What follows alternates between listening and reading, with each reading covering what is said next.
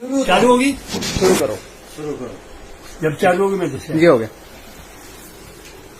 میرے دوستوں اور میرے بھائیوں، تھوڑی عقل کو استعمال کرو کہ یہ کیا ہو گیا، کرونا کہاں سے آیا. 8 مہینے سے کشمیری اپنے گھروں میں نظر بند ہیں، لاک ہے، کرفیو ہے، اور جو کچھ کشمیر میں ظلم ہو رہا ہے اس ظلم کے اوپر سعودیہ، نام لے کر کہوں گا، میں سعودیہ کے باپ کا نہیں کھاتا ہوں، مزدوری کر کے کھاتا ہوں. سعودیہ نہیں بولا میری معیشت خراب ہوتی ہے، ہمارے کاروبار خراب ہوتے ہیں، اور ہمارے عرب بھائی جو ہمیں کہتے ہیں مسلم فی الثلاثہ یوم، یہ 3 دن کے مسلم ہیں، وہ پکے مسلم ہیں جو مودی کو ہار پہنا رہے ہیں، جو ایوارڈ دے رہے ہیں، نہیں بولے. امریکہ، برطانیہ اور یورپ جو انسانیت کے علم اٹھائے ہوئے پھرتے ہیں، جو انسانیت کے علم اٹھائے، کوئی نہیں بولا. تو بھائی ان کشمیریوں کی آواز کو اللہ تو سننے والا ہے نا. اب مظلوم کی آواز، اب مظلوموں کی آن نے عرش کو ہلا دیا، اللہ کے عرش کو ہلا دیا.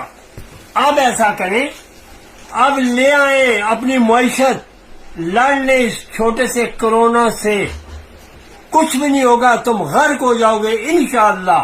اور کشمیری پھر زندہ باد، فلسطینی پھر زندہ باد. اب لاشیں اٹھا رہے ہو نا، 2-2 ہزار ایک دن میں، 500 ایک دن میں اٹھا رہے ہو لاشیں. تو ان کو کرفیو لگا تھا، انہیں پتا نہیں تھا کرفیو کیا ہوتا ہے، اب پتا چلا ہے.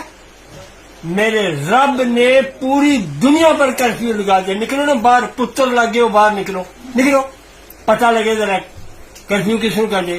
آگے دیکھیے ہوتا ہے کیا. ہمیں کچھ نہیں ہوگا. ہمیں زندگی دینے سے پہلے ہمارے مالک نے ہماری موت لکھ دی ہے، آنی ہے، اسی دن آنی ہے. مسجدیں بند کر دو، کعبہ بند کر دو، حرمین شریفین بند کر دو. جب مسجدیں بند کرو گے نا تو وہ پھر شرما کے کرونا بھاگ جائے گا. ایسا نہیں ہے. صرف توبہ کرو. پھر کہتے دعا کرو. کون دعا کرے؟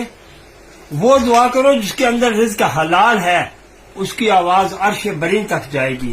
سارا دن شراب بیچتے، کھاتے حرام میں، رشوتیں کھاتے، اور کہتے دعا کرو اللہ اس مصیبت کو ٹالے. ارے مصیبت تو تم خود ہو. اللہ پاک ہی ہم پر رحم فرمائے اپنے فضل و کرم سے.